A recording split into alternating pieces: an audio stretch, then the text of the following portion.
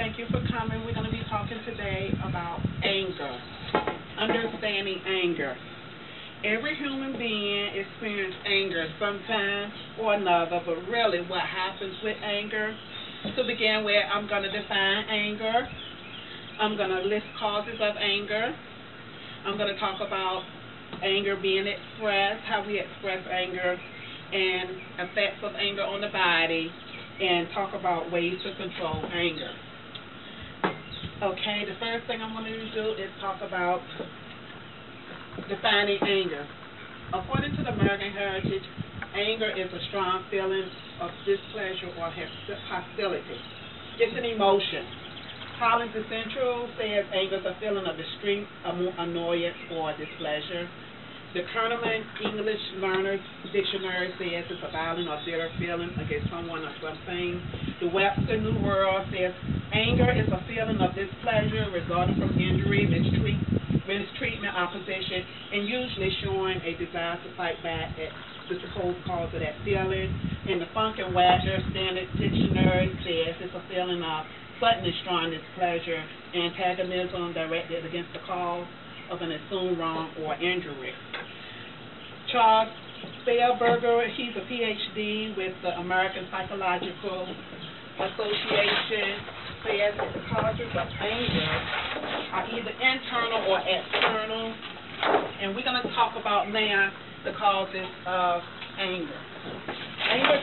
Anger is caused by co-workers or supervisors, spouses or children, traffic jams, accidents, canceled flights, personal problems, worries, memories, traumatic threats, low tolerance for frustration. Some people are just inconvenienced, frustrated, or annoyed when they have to deal with anger.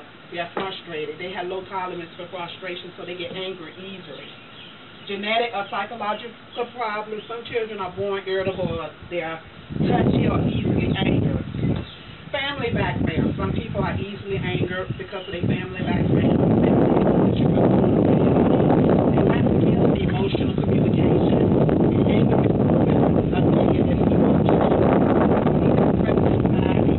not anger, so it's not channeled constructively. Okay. Now we're going to talk about expressing anger. There are three main approaches to expressing anger. And the three main approaches are expressing it. You act assertive, calm, firm, but not aggressive. A lot of people are very aggressive when they express anger. Unexpressed anger leads to passive aggressive behavior that's getting back at people without telling them why they are creating. They are cynical and hostile personalities.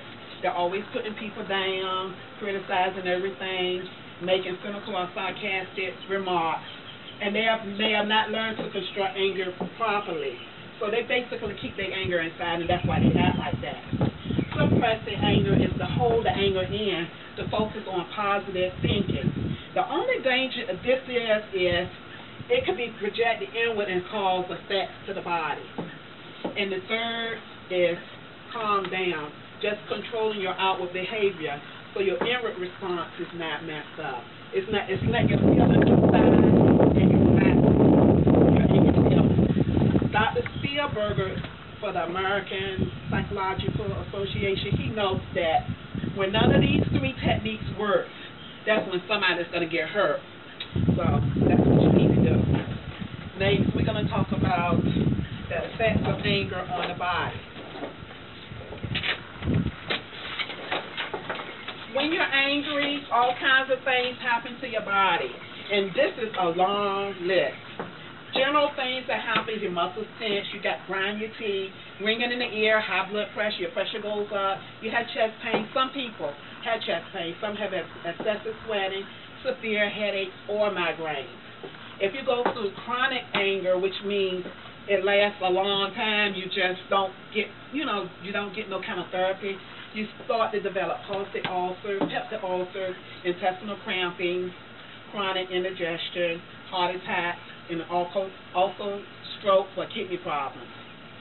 Prolonged anger, that's when you let it go on and on and on, can harm our largest organ of the body, which is our skin. People with rashes, hives, warts, eczema, acne, they get that when they prolong their anger. The body releases adrenaline, and it acts on all organs of the sympathetic nervous system. But it stimulates the heart, which excites the heart. It dilates the coronary blood vessels. It widens them. It constricts the blood vessels in the intestines, and sometimes it shuts off digestion. Suppressed anger causes depression, eating disorders, drug addiction, alcohol, nightmares, insomnia, self-destructive behavior, and disruption when a person relates to others. So these are effects of anger on the body. If you ever have problems with anger, your body, will tell you what's wrong. Finally, we're going to talk about controlling anger. There's ways to control anger. Relaxation. Deep breathing from your diaphragm, not your chest, but your diaphragm. Repeat calm words like take it easy, relax. Sometimes you read, it'll calm you down. Better communication, you have to sit and stop and think about it before you start talking. A lot of people, when they're angry, they'll just blurt out the first thing they say, and that causes problems. So if you do better communication, that would be good. Listen carefully and take the time to answer. Change your environment. Sometimes you might just have to walk away just to cool off, leave the place or the scene of the angry situation. And if you're on the phone, say, well, I'll talk about it later. Give yourself personal time. Do physical activity. If you're going to do physical activity, if it's strenuous, consult your doctor first with any kind of activity, but that's controlling anger. You can either walk or take tennis or beat a pillow, throw darts, hit a punching bag, jazzercise, shopping, dancing, sewing. Any of this thing relieves anger, gardening, to cut the grass.